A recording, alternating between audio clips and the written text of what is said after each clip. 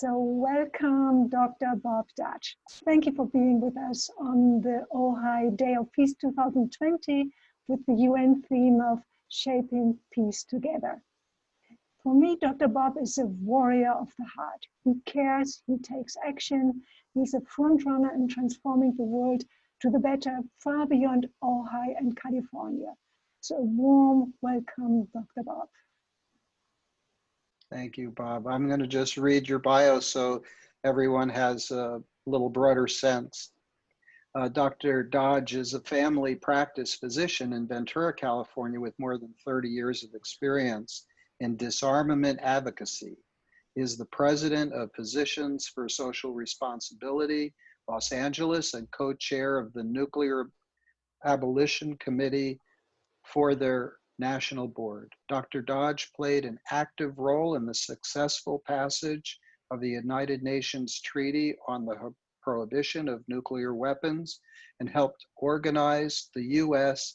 Back from the Brink campaign, which endorses the UN treaty and calls for specific steps to lower the risk of nuclear war. In 2018, he presented his initiative that initiated our city becoming a nuclear-free zone. And he was our 2019 Awakening Peace Award winner for his life and service to peace. Welcome, Dr. Dodge, and please share how you're shaping peace together in all the areas that you're mostly concerned. Well, thank you so much, Brian and Lisa. It's so nice to be with you virtually here as we are. You know, I love this year's theme of shaping peace together, because ultimately we will only achieve peace when we work together and realize the interconnectedness of peace on the planet, with peace with the planet, and the fact that we are one human family. I firmly believe that we all have a role to play in bringing forth a peaceful, just, and sustainable world. It's not necessarily a large role, it's not necessarily a small role, it is our role. And the task for each of us individually remains identifying what our role is.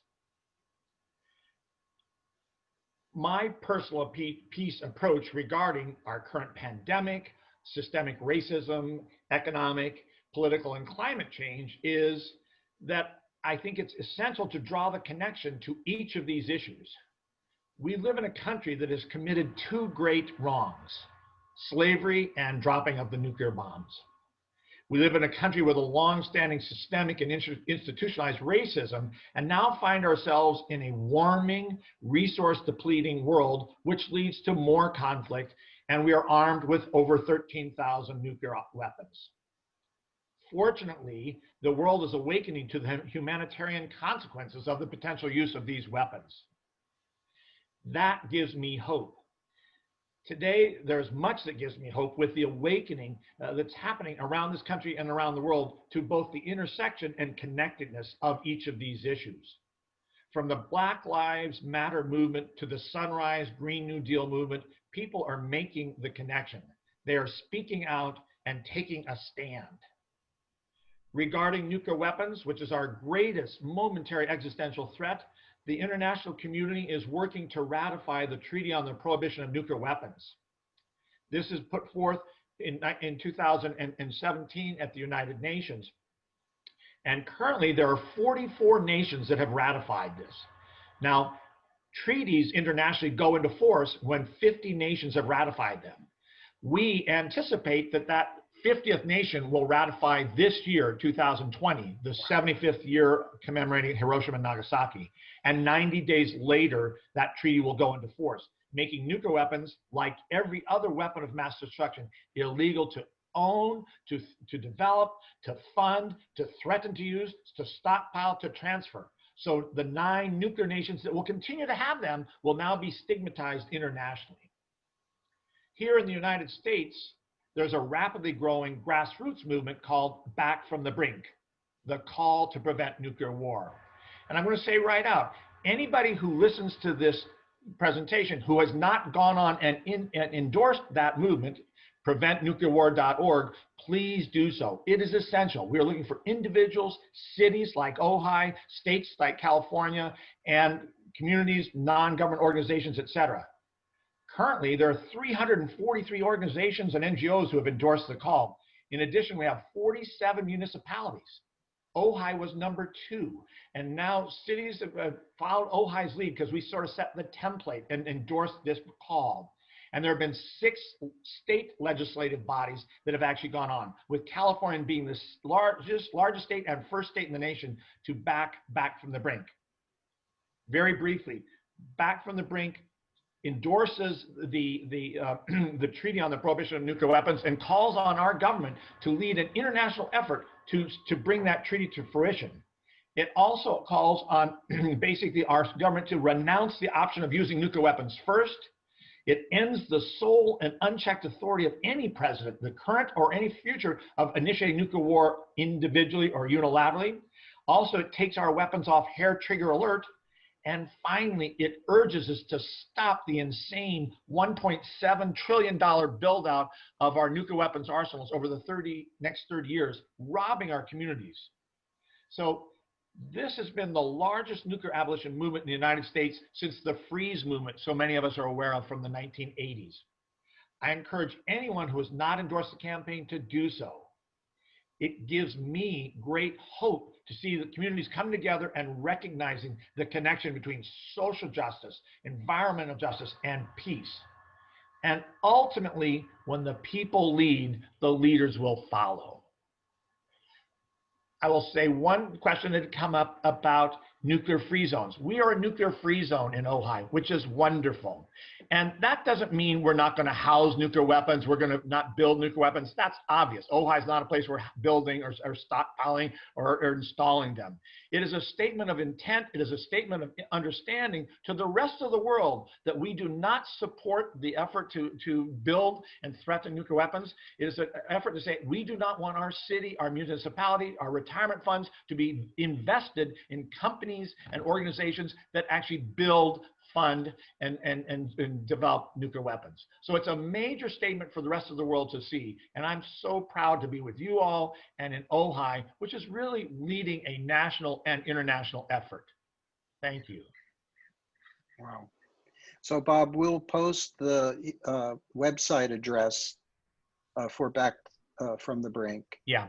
And any other addresses that you would like to add. That's fantastic. Yeah. So that's the main one. Again, is because that's what we're really focusing on in this country. Okay. And it's interesting, just because you guys always know the International Day of Peace, September 21st, and then I think it's September 25th is the International Day for the Complete Elimination of Nuclear Weapons, complete abolition. So they fall within 5 days of each other.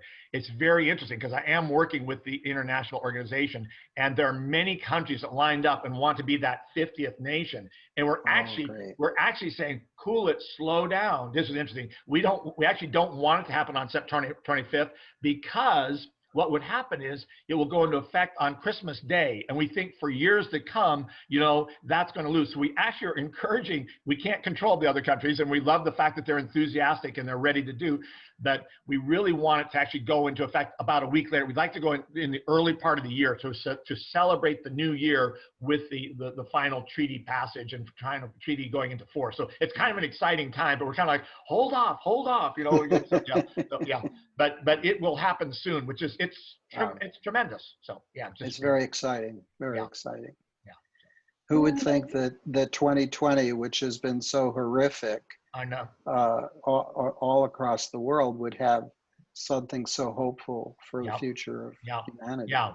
And it's interesting, having interviewed and met with the Habakasha, the survivors, it's just, it's so heartwarming to them after all these years, 75 years, to finally in their lifetime to hopefully see this treaty pass. So there's a lot to be hopeful for. Again, and as I say, when the people speak, the leaders will follow and things like that. So yeah. I like and appreciate this statement. Like, we're the people, and you empower people to have a stand, and then the environmental and social and the political energies will follow that. Yeah. So, yeah. And that is peace, shaping peace together for this year. Yes. Yeah. Wonderful. Thank you, Bob, for your great So Dr. Bob, many thanks. And Anything else you'd like to drop into the peace pot here? No, I mean, I think that's great. I say again, it's so interesting because, and this really this year for me was very interesting because I've spoken out on this for the better part of 40 years, but in the last decade was so much awareness of climate change and the like. I mean, I don't give a speech that I don't say, make the connection. And this year, I didn't mention in my comments, but between Black Lives Matter, COVID, climate change, I mean, the disastrous climate of the world, it is all connected and people are awakening to that. So it's that does give me hope. So, yeah. You know, Brian and I and International Cities of Peace are really promoting that when we realize we are one human family, like this awakening as one human family, regardless of race, color, culture, gender, then we come together and we will change something. Yep. That's what I always say. It's all connected. We're one human family on this planet. So, Thank you. All right. Thanks. Thank you, Thanks, guys. Bob. Take care. All right. We'll be in touch. All right. Bye-bye. Bye-bye now.